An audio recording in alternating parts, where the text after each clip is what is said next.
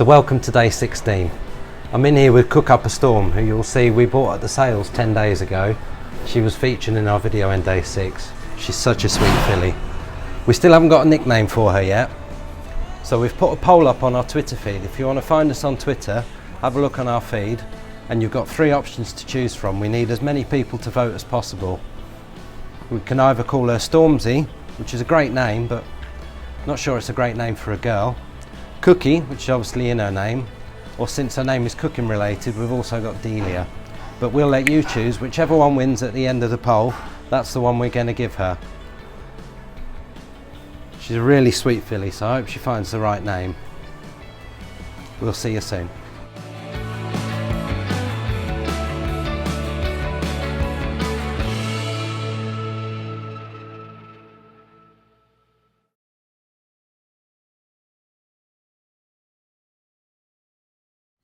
So today we're off to Wood Farm, which is where Arch, my boy, was bred, along with some other good horses.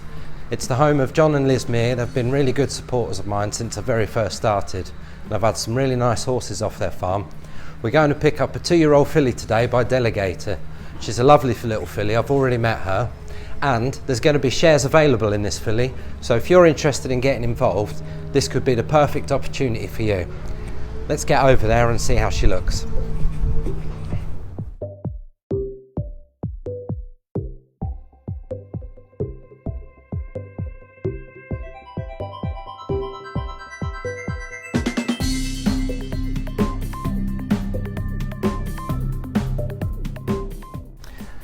Now there's a lot of hype about horses that get bought and sold at public auctions, but that's certainly not the only way that they get bought. As a trainer with a rather limited budget, I love going around the stud farms, seeing young horses run around the field.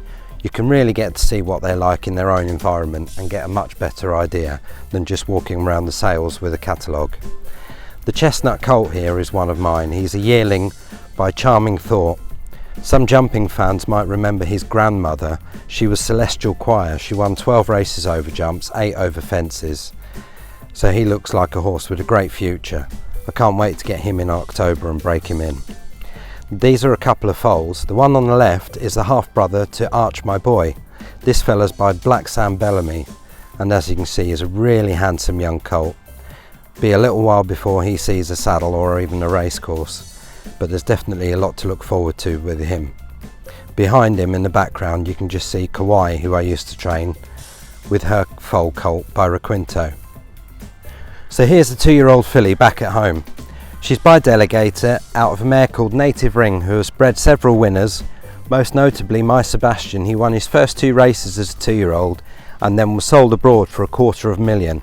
It would be great if we could do something similar with this filly. Now we're selling a few shares in her. We do anything from a 10% to a 50% share. Anybody who's interested, just contact us directly and we can go from there. Usually in our private partnerships we'll get 6 or 7 like-minded people together and make sure we have a lot of fun and hopefully plenty of winners. This filly's been given plenty of time and she looks fantastic for it, so we're going to crack on, get her broken in over the next couple of weeks, and hopefully she'll see a race course before Christmas.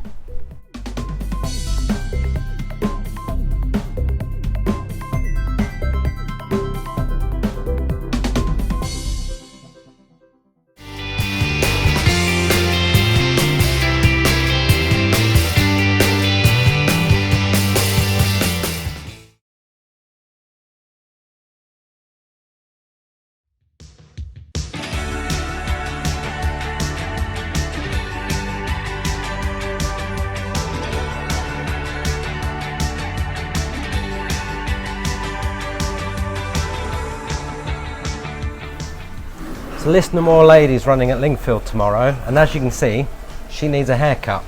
So this is what we're doing now.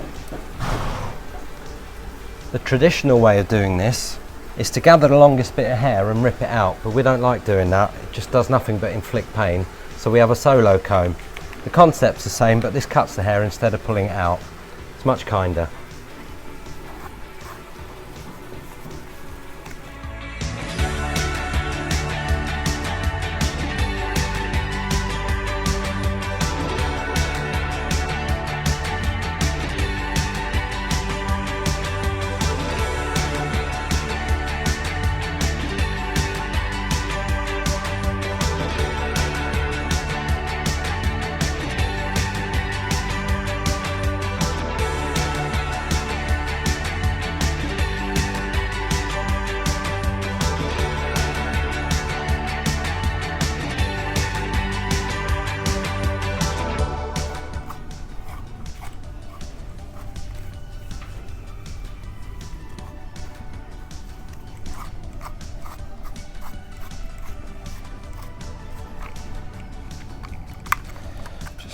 finishing touches.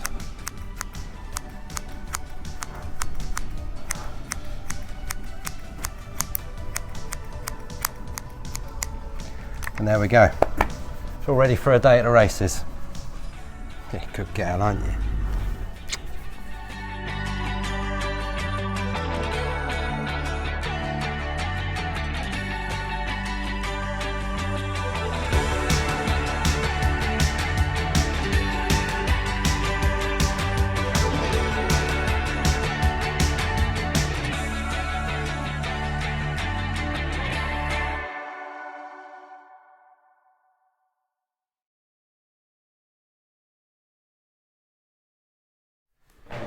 Well, we've had a fair bit of rain this morning. Luckily we managed to get the gallopers out first and second lot when it wasn't raining, so they kept dry. But unfortunately third lot got very wet. We had a really heavy shower there. We're off to Lingfield later. That ground will be very soft. Lingfield tends to go soft quite easily anyway. And obviously during the summer when it's dry they water even if there's rain on the way. And the frustrating thing is when the rain then does come, because they've been watering all through, the ground just opens up and it goes from good to firm to almost heavy with not a lot of water. But there you go, they've all got to go through it. There's already 5 non-runners, so that will make things interesting. We'll see how that goes. It's going to be an entertaining day's racing at Ascot. I'm sure Enable will still win the King George, but this ground will make things tougher for her. You never know, Crystal Ocean might just go close.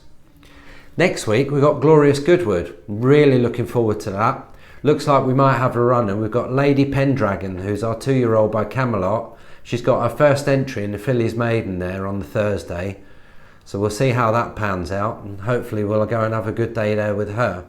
She belongs to Sunville Rail and Paul Hayes from Sunville Rail has been a really good supporter of mine. So I'm hoping they have a great day out at Goodwood next week. In other news, Cook Up a Storm has got a nickname now. All the polls have closed on Twitter and it seems like we're going to be calling her Stormzy. If you voted for that, then lucky you. There are a few people who didn't vote for Stormzy who aren't very happy, but there you go, that's democracy for you.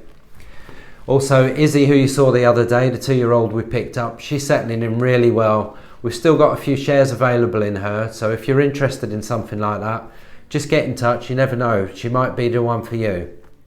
We had a bit of a staff party the other night, thanks to Affluence and his owners.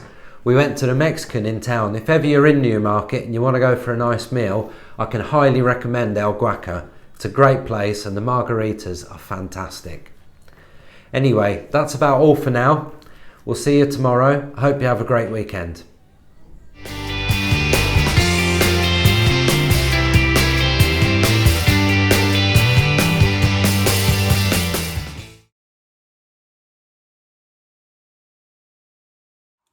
So we're getting Lister Moore Lady ready for a race. We've got about 20 minutes left to get her all brushed up, looking nice and shiny. She's behaving really well. She's a little sweetheart.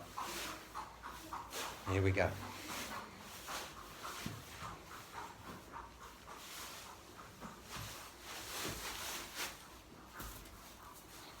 This is a great bit of kit. This is rather new. I got given this by Amy Murphy as a sample to use and I've never gone back to a body brush to be honest. It's called a tiger's tongue. I don't know how well you can see, but it's just a kind of rough sponge. But it gets right under the coat, gets all the dirt out under the coat, and then it leaves the top of the coat nice and shiny.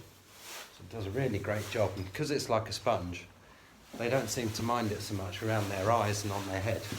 Whereas I think the bristles of a brush kind of annoy them a bit, but I haven't had any problem with this. And like I said, since I've started using it, I can't see me going back to a normal brush.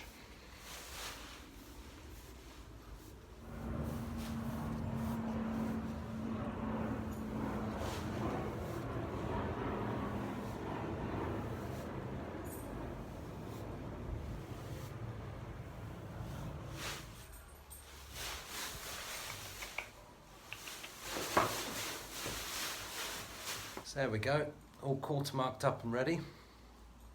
Time to do the other side. There we go, that's the other side done. It should be fairly matchy-matchy. Bit hard to see that. Right, now just a little bit of tidying up and then time to put the bridle on. She's such a good girl. Now quite often there's a good cash prize for the best turned out horse, so it's something the lads always try and do their best at, but to be fair we try and have them well turned out as a standard. But people won't always tell you their secrets on how they get them really shiny and clean. Now we've just wet all her mane, you see we've just wet the brush and then wet her mane over, but a great little tip which I will share for you is get a fairly damp sponge and we're just going to wipe her eyes, her nostrils and the bottom of her legs, and it'll make all those black bits around there really stand out and make her look really good. So there we go, nice and dark around the eyes. She's got a nice dark snout, clean nose. Now time to put the bridle on. Get hoof oil on her feet and she's ready to go. That's the feet all polished, the bridle on and ready to go.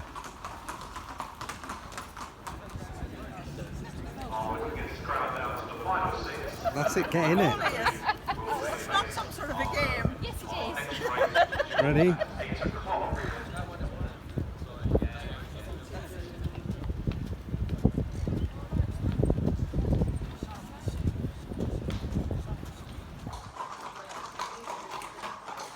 Well, that was not a bad run. She finished 6th in the end.